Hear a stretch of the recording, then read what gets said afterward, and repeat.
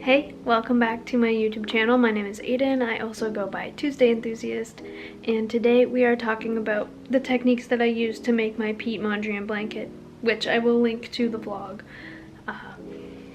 somewhere. So, this is the technique that I use to attach granny squares together when I want a really integral connection. That also takes very little effort because honestly I'm lazy. But sometimes when I have seamed over the squares in the past, I've not necessarily done it in a way that looks as even as I want, and it kind of annoys me.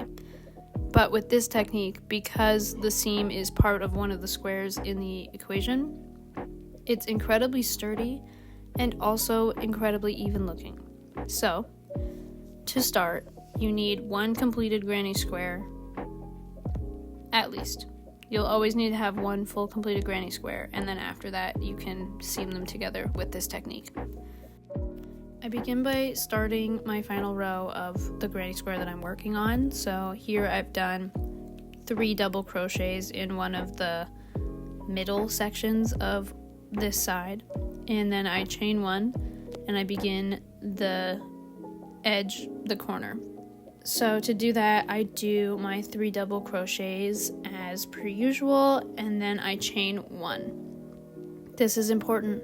You chain 1. Then you pick up the square that you're looking to attach to the square, and you put the wrong side to the back of the square that you're working on so that the wrong sides are together.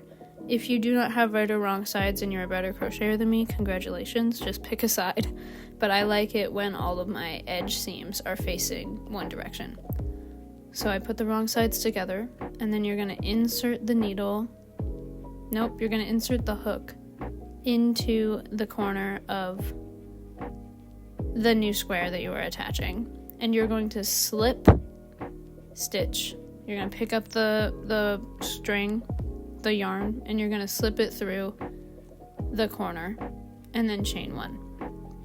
Then you will continue with the granny square you are working on like normal. You're going to do 3 double crochets until you hit the next spot where you would normally slip stitch, or where you would normally chain 1.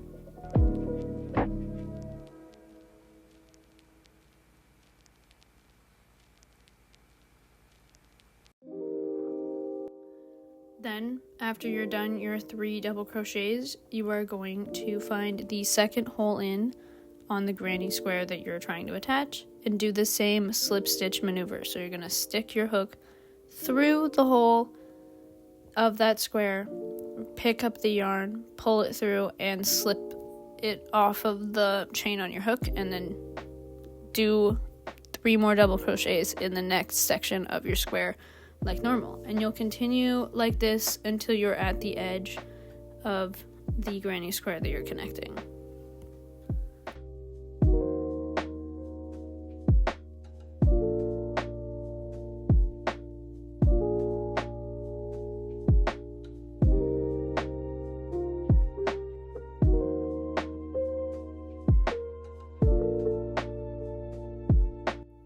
Once I'm done attaching this side to this granny square, I am done attaching the square in this scenario, but that's nor here nor there. We gotta finish this side. So you're gonna begin the corner as you would have otherwise. You're gonna do your 3 double crochets, and then you're going to chain 1 just like we did at the first corner of this. Then you're going to repeat the slip stitch remover, chain 1 more, and then you are welcome to continue down this granny square side with me. At this point, if you had another granny square to connect, you could repeat that entire side length again by doing your 3 double crochets for the corner beginning, chaining 1, slipping through, chaining 1, and then continuing on to this side and connecting another square. But if you're like me and you're not doing that, you're going to finish this granny square as normal. So I'm going to do my 3 double crochets in every hole on this side, chain 1 in between, and then when I get to the corners where I'm not attaching any squares, I'm going to be sure to chain 3 hoops. I personally prefer a 3 chain on the edges of my granny squares. I always do 2 in the middles, but on the edges, on the outside, I find that it makes a much cleaner square shape if I do 3. But you do you. if you don't want to do 3. It's your blanket or whatever you're creating.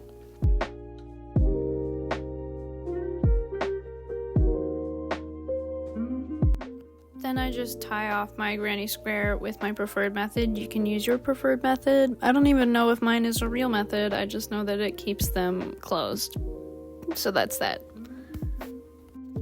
And just like that, we have 2 squares attached together incredibly structurally soundly with no chance of falling apart, which I love.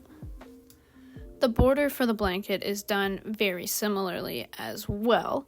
I didn't get any footage of working on the borders of things, but there's one thing you have to pay attention to.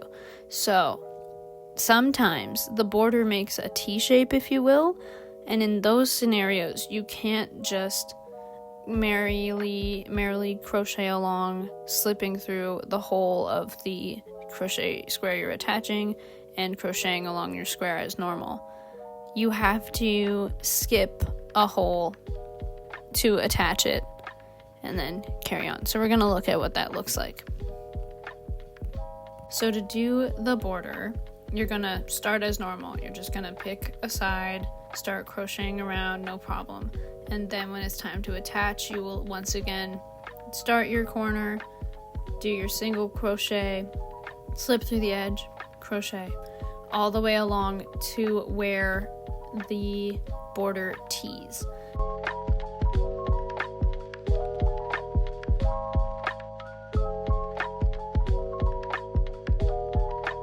At this point, instead of picking the next available hole, which your brain will want you to do, in fact, I'm pretty sure when I was filming the tutorial, I messed it up, you're going to look for this middle hole here, this gap, and use that as your spot to slip.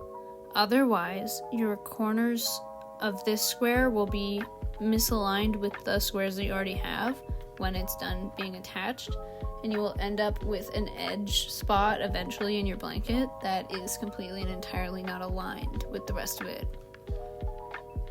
Not speaking from experience or anything, but that is how you ensure that your square stays square, and it kind of creates this fun window pane effect while also keeping you aware of how many squares you need to finish the piece. So yeah, Godspeed.